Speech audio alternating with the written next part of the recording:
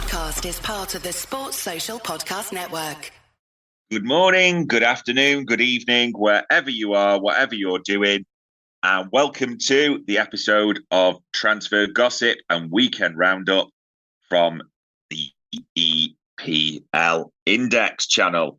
So I'm Dave Davis, covering for young David Hendrick, who is away because, let's be honest, ladies and gents, it's Easter, I could say Easter Sunday, but it's the Easter weekend, isn't it, in that regard? So let's go to the games from Saturday and Sunday. So I almost feel like Gerald Sinstat, but just in case anyone missed the scores from Saturday and Sunday, the early kickoff was a belter, wasn't it? Newcastle 4, West Ham 3. That was pretty special. A red card. West Ham were 3-1 up before, in the 83rd minute, Harvey Barnes makes it 2-3 and then scores again. And Anthony Gordon gets the winner. So a hell of a game, that one, which reminded us why we love the EPL, didn't it? And why we were so glad the international break was over. Other games, Bournemouth beat Everton 2-1, didn't they? With Seamus Coleman chesting it into his own net to keep them. They haven't won a game for so long, haven't they? It's looking bleak, all things Everton, especially as, just if you want to have a scan, ladies and gents, they released their accounts, didn't they? So, yeah, have a look at that. I mean, there's a second charge. Christ, you look at those accounts, wonder about a third charge, don't you? But, yeah, have a look at those. I won't say too much more on that. Chelsea drew 2-2 with 10-man Burnley. So Cole Palmer got a double to keep his stats up. But, yeah, I mean, just to clarify, there were 10 men Burnley from the 40th minute when Assignon got sent off. And both their goals came after that time. So Chelsea conceded 2 to 10-man Burnley. And on the back of that, there is a lot of stories that Poch could be on the brink, which is understandable. So that is one to keep an eye on. Forest won, Palace won.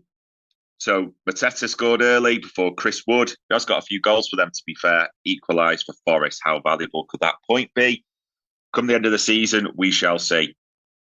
A doozy of a 3-3 draw near the bottom as well. Sheffield United 3, Fulham 3. How Sheffield United, it may be forlorn, hopeless, people could say, but yeah, how they could have done with those couple of extra points. However, Rodrigo Muniz, 8 goals in 8 games for that Fulham player, the 22-year-old, who might well be, how would I put it, drawing eyes, shall we say, from other teams, no doubt. And there was a debatable couple of decisions in that games. And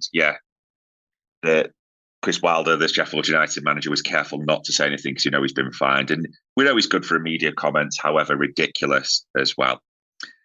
Spurs 2, Luton 1.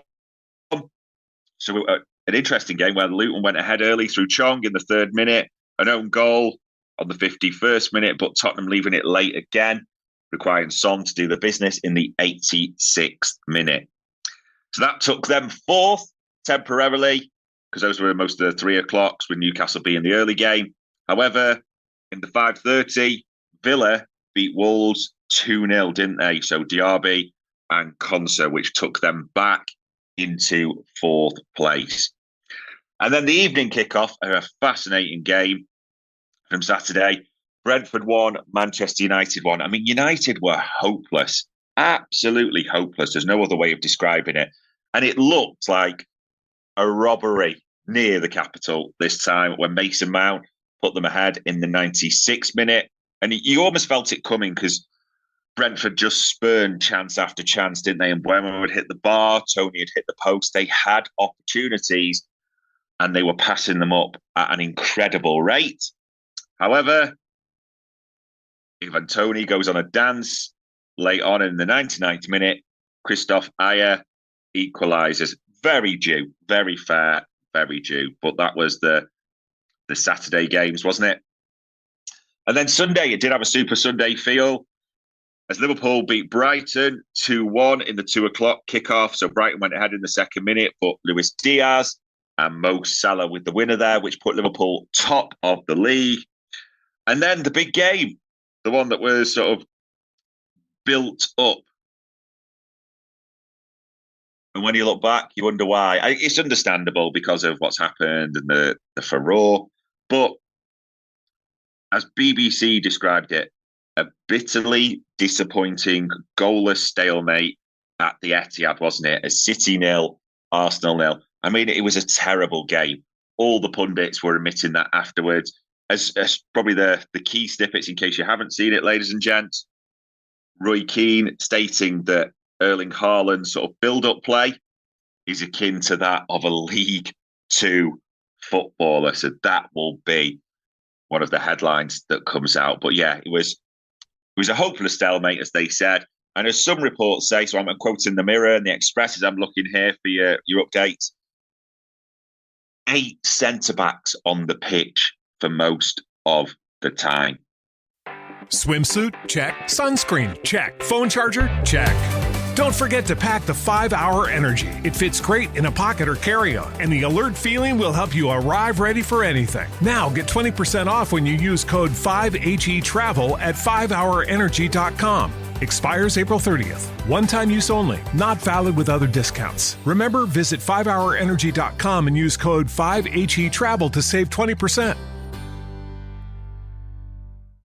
Which probably explained it. There wasn't that much creativity, but there really wasn't, having watched that match, that much going on. I mean, they are two big teams that do score goals, but Arsenal seem more buoyant with that. They ground it out. I mean, Mikel Arteta called a lot of it magnificent, which, a draw at the Etihad is a good result on paper. I'm not going to debate that for Arsenal fans. Jump on us for this for 1 second. But yeah, entertainment, sadly lacking for this one. So that's also for your EPL. Let's look at your teams. Let's look at your updates, as it were. So quite a few, and I'm quoting Ojogo and Sports Witness, saying that Liverpool are joining United and Chelsea in the race to sign Benfica's 19-year-old Portuguese midfielder, the young superstar João Neves. Now, the reports are also saying that his release clause, 120 million euros, big money, people, which translates to about 102.6 million pounds sterling, which, yeah, big money, but a big talent. Other reports have got United and City still interested in Leverkusen's right wing back, I think you call him, Netherlands defender Jermaine Frimpong. City apparently set to rekindle a move for Lucas Paqueta, who I know West Ham lost, but he was absolutely brilliant against Newcastle before he came off. He really does look a talent. Other headlines now, for anyone who's not seen it, Calvin Phillips he just keeps getting in the headlines for all the wrong reasons. I mean, it's been an absolute disaster. Let's not undersell it. This low move to West Ham, where he's given away penalties, goals, he's played poorly, and quite a few running with the story about West Ham deciding whether to take action. For those who haven't seen the clip, as he was getting back on the West Ham coach outside St James's Park, he happened to make the middle finger gesture, shall we say. And yeah, that's been caught. That was in response, though, to his own fans who were calling him useless and all sorts of colourful descriptions, as you can imagine. So yeah, we'll wait to see what happens on that. For the Geordies, the Newcastle Chronicle says that they're looking to speed up a search for a centre-back because they're really struggling. We know about Sven Botman being out long term. Lascelles went off injured, didn't he? With a knee injury, they think that could be serious as well. So they're down pretty much to Dan Burn, Fabian Schär, and also, they say he's not a senior option, but he's old enough, so I don't know why they quote it as that. But Emil Krafts, they're really short, and they've had defensive injuries galore, haven't they? So yeah, we'll see what happens with them.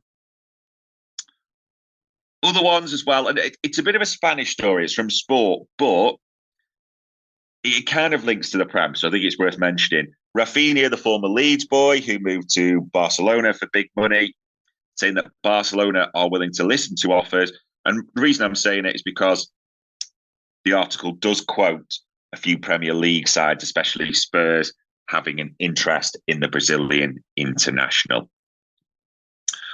Other stories as well. Tottenham looking at options, looking at loaning, and I'll probably pronounce this wrong, but Veliz, their 20-year-old forward, the Argentinian youth striker, because he's not played enough games on loan at Sevilla, hardly ever. So, yeah, another loan next year expected for him. Chelsea, I kind of mentioned Poch earlier, so there's quite a few different articles. And you do wonder about this because it's almost like when United used to leak articles, the players speaking to people and all this. But a few different ones have said that a few members of Chelsea squads made it clear to the club owners they would prefer to see Pochettino replaced. Now, he is under massive, massive pressure right now, isn't he? They're not getting results. I mean, they conceded 2 goals to Burnley. We all know where Burnley are in the league, don't we? It's, absolutely insane to concede 2 goals to a 10-man Burnley side. And you would not be surprised if the long term isn't the most secure, shall we say, for Mauricio Pochettino. A couple of other things to mention, and it does relate to managers. So we mentioned before about Ruben Amorim and Liverpool, Coriel Domana, Portuguese, and a few Portuguese. A bowler have got this as well, saying that Amorim would consider joining Liverpool if he was offered the job, but will only make a decision at the end of the season. So it does seem to be the parrot line, shall we say, from Portugal in that regard coming up. And then other managers as well. I mean, you talk about the title race. Liverpool are top on 67. Arsenal are second on 65. City are third on 64. So Pep Guardiola was keen to ratchet it up after yesterday and turn the focus elsewhere, saying that Liverpool are the favourites for the Premier League now. And you may have seen some pundits, even Roy Keane suggested he leaned towards Liverpool. Gary Neville stuck with Arsenal. Mika Richards stuck with City on the Sky Sport post-match reactions. So, yeah, will be interesting to see. And ahead of another busy week, I mean, just to preview these fixtures, tomorrow we're straight back into it. A lot of the late games. So Newcastle, Everton, that's the 7:30. 7:30 is also Forest, Fulham. 7:45 kickoffs, you've got Bournemouth, Crystal Palace, and Burnley, Wolves. Before the late game, 8:15, West Ham, Tottenham. So big games at the top and the bottom, massive games tomorrow. There's not long to wait, ladies and gents. Then even Wednesday, you go Arsenal, Luton, and Brentford, Brighton at 7:30. Before the late one, City, Villa, the 8:15. So that's Wednesday. The games come thick and fast. And you even finish on Thursday with Liverpool, Sheffield United, 7:30, and Chelsea, Man U, the 8:15.